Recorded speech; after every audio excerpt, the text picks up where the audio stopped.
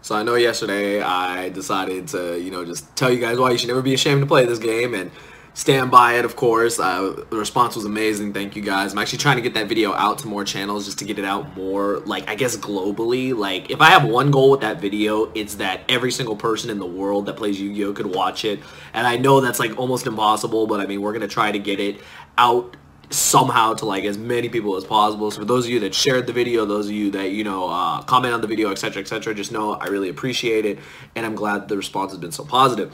I actually wasn't gonna make a video on this, but then I realized, oh man, this is actually like huge, and I was shocked. Konami actually addressed the ban list, and yeah, I have it up here if you guys want to read it while I talk, because I'm gonna read it. You guys can follow along up there. It works out a little bit better. We're gonna talk about what this is. Basically, they wrote a small article addressing the ban list. For so long we've had this no sooner than never blah blah blah type of ban list where we never really know. They say no sooner than April 2nd. It could be after that, it could be later on, it could be a month from then, it could be a couple days from then, it could be on the actual date. And we never truly know, and we're just sitting here like hungrily wanting to, know when's our ban list, and it'll drop like out of nowhere. Like the last one dropped, you guys remember when I was at Locals, and my deck died, I lost snow and everything else. Same rules apply. We don't really know when it's going to happen, but they actually address this, and the article goes as follows. Like I said, you guys can read up above.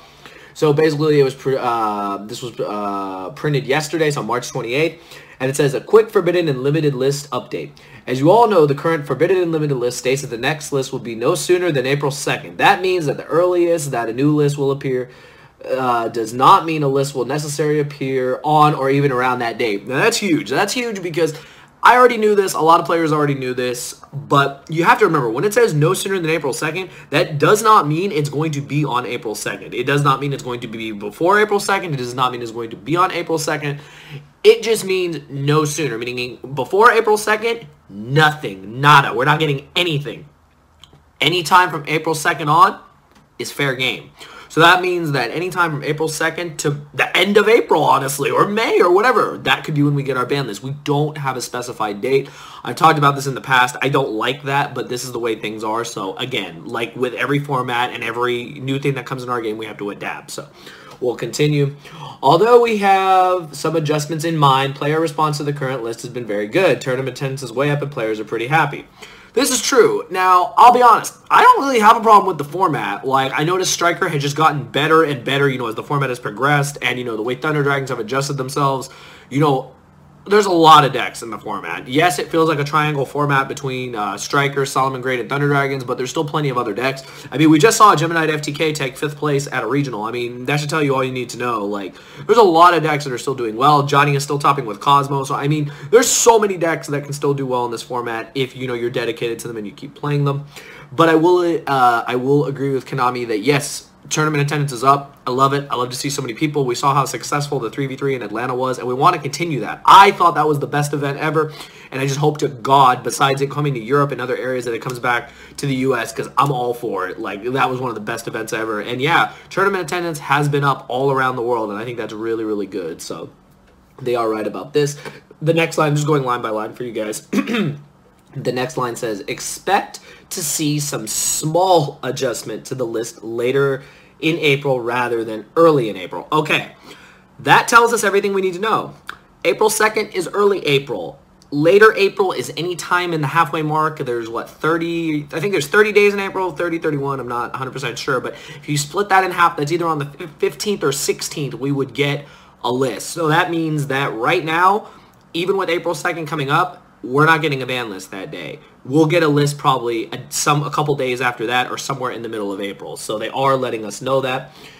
So there are going to be small adjustments. We'll talk about that after this. And then finally, the last thing they have to say about this is PS. For those wondering why Necros Cycle is not in dual power, it didn't make it in for technical reasons, but a foil version will be available in Battles of Legend Heroes Revenge coming out in July. Okay, that's basically for all the Necros players that wanted a reprint of Necros Cycle, because it's just a rare. So yeah, you'll get your holo version in the Battles of Legend Heroes Revenge whenever that comes out. Okay, now that's all on that. Now what does this mean? Okay, first and foremost, Konami, I will give them kudos. Whenever it is fit, I will give them kudos. And this is fantastic communication. We need this.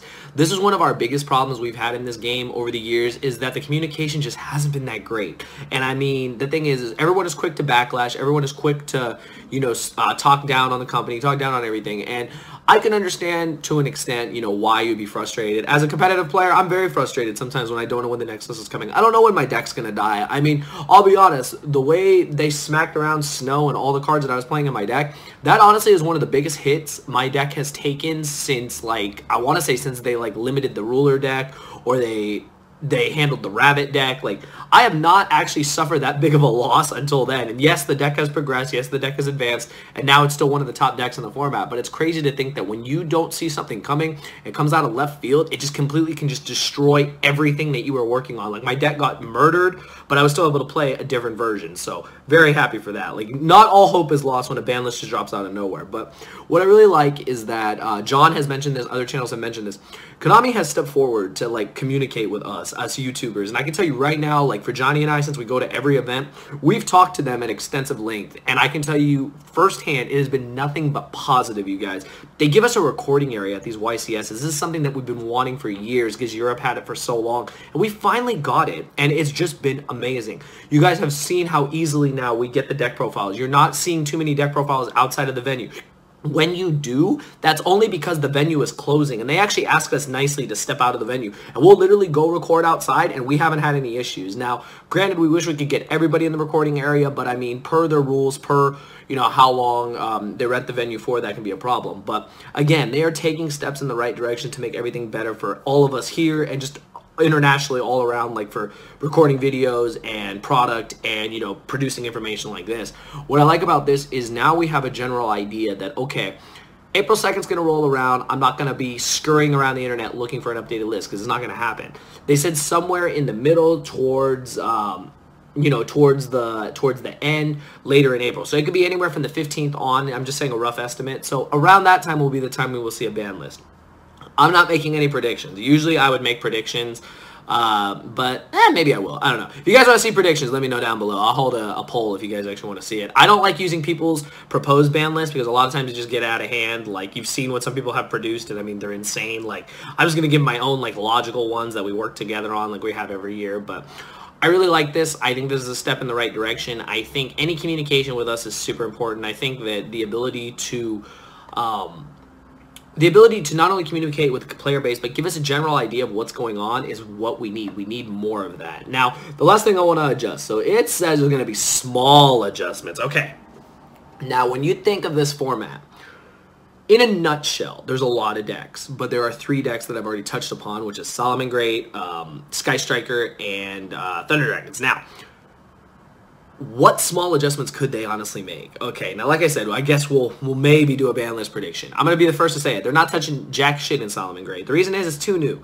I don't see the point of letting the deck only breathe for a little bit and it just not get its, you know, chance to really, like, do more. Like, I know it's done a lot, but to do more. And, like, the thing is, if you compare it to Monarchs, like a lot of channels have, a lot of players have, Monarchs didn't get the axe until after Nationals. So in all honesty, I think Solomon Great is going to remain the same through the National season. And right after Nationals, it's going to get the axe. If it wins, it's definitely getting the axe. So I think it's going to get the Monarch treatment. Being a budget deck, supposedly, minus all the expensive cards that you need to make the deck competitive, it is just like Monarch. You just put the deck together, play it, there you go. So I don't think they're touching anything in Solomon Great. Now, when it comes to Sky Striker, we've talked about this multiple times. Now, what could they hit? I mean, we already know the suspects can be Engage, they could be Widow Anchor, they could be Multi-Roll, they could be Kagari. Those are like all the main ones people are talking about. There's no other cards that really need to get hit. Like I said, if we do a prediction, we'll talk about that. They're going to touch the deck somewhere in that area. Those 4 cards are going to be limited. I don't think any of the cards are going to be banned. I think they're just going to be limited. I don't think any cards in the Striker deck are going to get banned. People say they need to ban Multi-Roll. I mean, in all honesty, you can leave it at 1. Like I said, if we do a prediction video, we'll talk about that. But I think we're going to do one because I'm actually thinking of all these ideas in my head. Like, yeah, there are a lot of things that we could talk about. But again, if you guys want to see it, communicate that to me. And lastly, my baby's Thunder Dragons. Now, yeah, we got the axe on the last list, but not so much the Thunder Dragon cards. We lost like the broken cards like Snow, Brilliant Fusion, Gumblar, all these like super degenerate, ridiculous ass cards. Now, what did they do to Thunder Dragons? People have said some ridiculous things like ban Colossus. Just stop. Now, I know I'm a Thunder Dragon player, but don't ban the card. That like kills the deck. You want to put it to 1? I mean, I guess. In all honesty, if you look at how Thunder Dragons have evolved, though, the Thunder cards aren't even the problem. Like, they're not. Like, the Thunder Dragon cards are honestly the crappiest cards in the deck. I'm not even joking. I played 9 of them at Atlanta.